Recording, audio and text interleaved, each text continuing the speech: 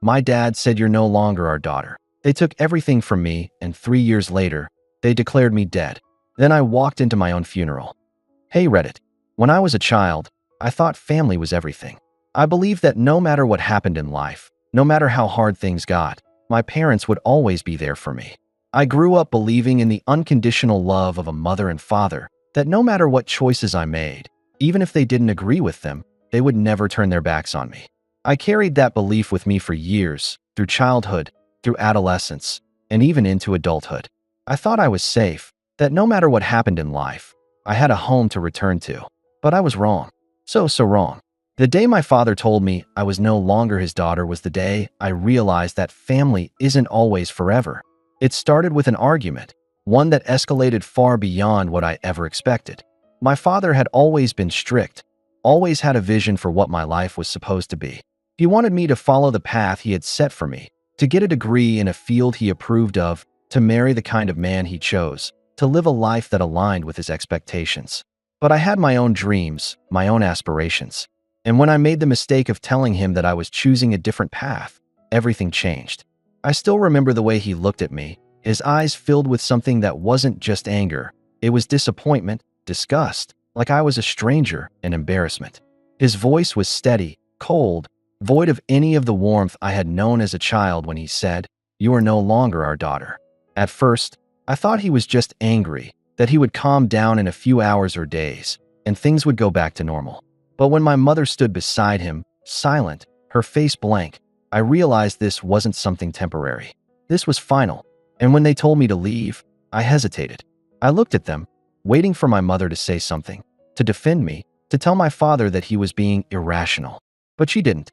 She just stood there, staring past me like I was already gone. They didn't even give me time to pack. I had my phone, my wallet, and the clothes on my back when they slammed the door behind me. I remember standing on the front steps of the house I had lived in my entire life, waiting, hoping that my mother would come running after me, telling me it was all a mistake. But the door stayed closed. I was homeless, just like that. At first, I stayed with friends, hopping from one couch to another, but that didn't last long. People have limits, and when you're in need for too long, they start to disappear. The ones who used to call me their best friend, their sister, slowly stopped answering my texts. Some of them didn't even bother making excuses. They just cut me off completely. It didn't take long before I had nowhere to go. I ended up sleeping in shelters, working whatever jobs I could find just to afford food. I went from having a warm bed, a family, and a future to scraping by day, wondering if I would even make it through the next week. I was alone, but I refused to give up. I worked harder than I ever had in my life. I saved every cent, worked multiple jobs, and clawed my way back from the edge. I built myself up from nothing, and after years of struggle, I was finally starting to stand on my own 2 feet. And then, just as I thought I had put my past behind me, something happened that shattered everything all over again. It started when I tried to open a new bank account. The clerk kept looking at me strangely, checking her screen and then glancing back at me like she was seeing a ghost. And then she told me the words that sent ice through my veins. "According to our records, you're deceased."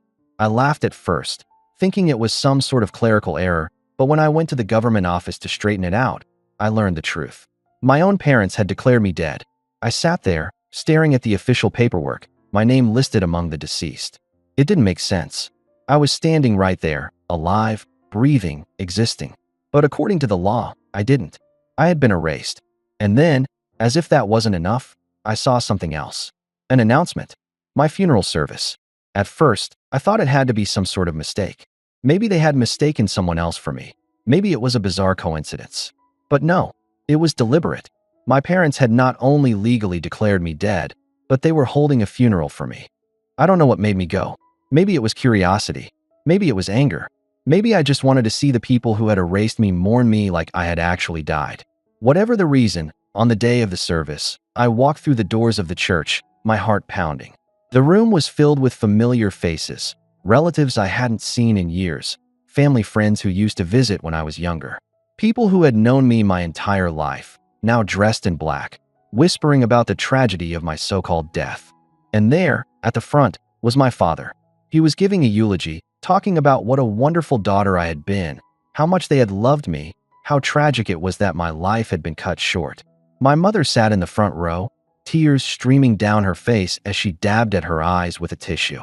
The same woman who hadn't lifted a finger to stop me from being thrown out was now crying for the daughter she had declared dead. I let them talk. I let them believe their lie. And then, as my father finished speaking, I stepped forward. The moment I moved into view, the room fell into a stunned silence. The whispers stopped. The fake tears dried up. Faces turned pale, hands trembled. And then, finally, someone screamed. And that was just the beginning. The moment the first scream pierced the air, chaos erupted. The room, which had been filled with murmured condolences and the artificial grief of those who had erased me, now drowned in gasps, whispers, and horrified stares.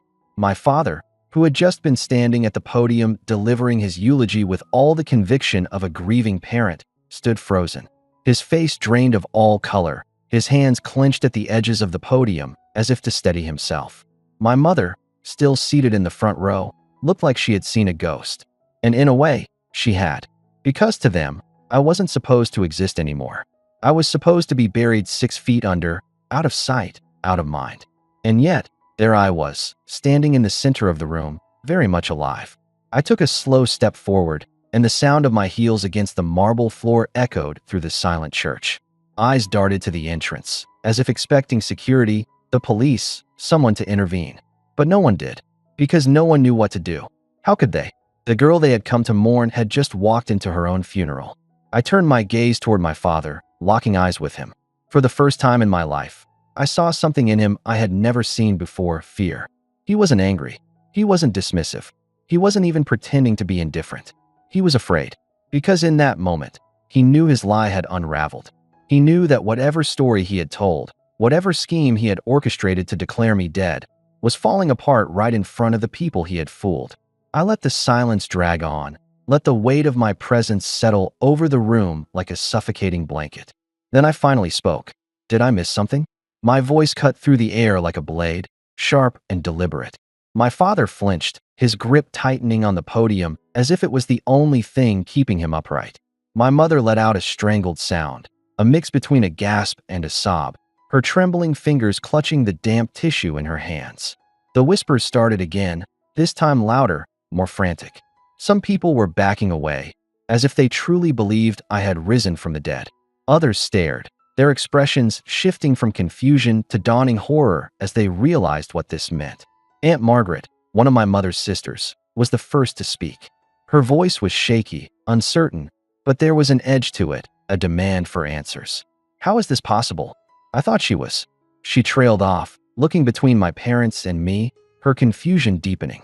My father finally moved, stepping away from the podium and straightening his posture as if trying to regain control of the situation. But it was too late. The damage was already done. You shouldn't be here, he said, his voice low, controlled, but there was an underlying tremor to it, as if he still thought he could contain the mess he had made. I tilted my head slightly, feigning confusion. Shouldn't be here? I repeated, my voice laced with mock innocence. That's interesting, because last I checked, I'm very much alive. Yet, according to the papers, I'm supposed to be dead. And you're the one who made sure of that, aren't you? Murmurs erupted throughout the room. Relatives turned to each other, their expressions shifting from shock to suspicion. It was one thing to mourn a lost family member, but to realize they had been lied to, manipulated into believing a death that never happened, that was a betrayal of a different level. My father clenched his jaw, but before he could speak, I took another step forward, my voice rising. I lost everything because of you. You threw me out like I was nothing. You cut me off, stripped me of every last thing I owned, and when that wasn't enough, you erased me. You made sure I didn't exist, and for what? To take something else? To gain something from my death? The air was thick with tension.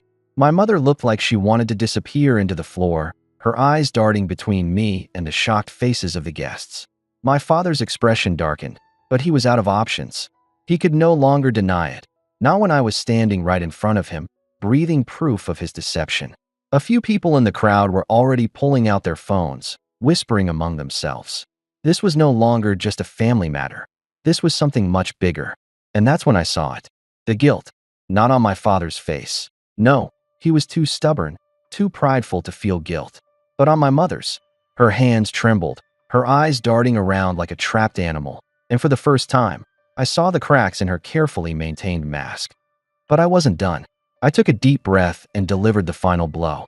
The only reason I found out about this funeral was because I tried to open a bank account. And guess what? Dead people can't open bank accounts. I paused, letting my words sink in. So tell me, Dad, what exactly did you gain from making sure I was legally declared dead? Because it wasn't just to erase me. No, you wouldn't go through all that trouble unless there was something in it for you. And then I saw it. The flicker of panic in his eyes. It was subtle, but it was there. And that's when I knew I had hit something real. There was more to this than just getting rid of me. My father wasn't the type to do something unless there was a benefit, and declaring me dead? That meant something bigger was at play. And that's when it clicked. The inheritance, the life insurance, the assets. This wasn't just about disowning me. He had gained something from my death, something big.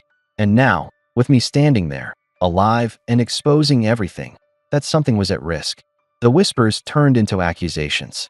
People were no longer just shocked, they were angry. My father's perfect image, the one he had spent years crafting, was crumbling in front of everyone. And he knew it. But he wasn't the type to give up easily. His expression hardened, his lips pressing into a thin line as he finally spoke. You shouldn't have come back. His voice was quieter now, but there was something dangerous in it. And that's when I realized this wasn't over. This wasn't just about clearing my name. It was about exposing everything. Because if my father had gone this far to erase me, then there was no telling what else he had done. And I wasn't going to stop until I found out. The room had turned against him. My father, the man who had always controlled everything, was losing his grip. The whispers had grown into accusations, and the people who once admired him now looked at him with suspicion. I could see it in his eyes. He was calculating, trying to find a way out of the mess he had created. But there was no escape. Not this time. I took a deep breath and stepped even closer. You faked my death for money, didn't you? Life insurance, inheritance, something big enough to erase me completely. I expected him to deny it, to put on another performance, but he didn't. Instead, he scoffed. His mask cracked, and the man I had feared for so long finally showed his true colors. And what if I did? His voice was low, sharp. You think you can just walk back in here and take it all back? You were gone. That was the best thing for everyone. The gasps that followed were deafening. My mother buried her face in her hands, sobbing, while my relatives looked at him like he was a stranger. The weight of his words settled over the room, suffocating, undeniable. There was no coming back from this. I turned to the crowd. You all heard that, right? Because I'm done being erased. I'm done being silent. And I'm done letting him get away with it. Someone had already called the authorities. It didn't take long before my father was being escorted out, still spewing threats, still unwilling to accept that he had lost. My mother didn't follow him. She just sat there, staring at the floor, broken in a way that I almost pitied. Almost.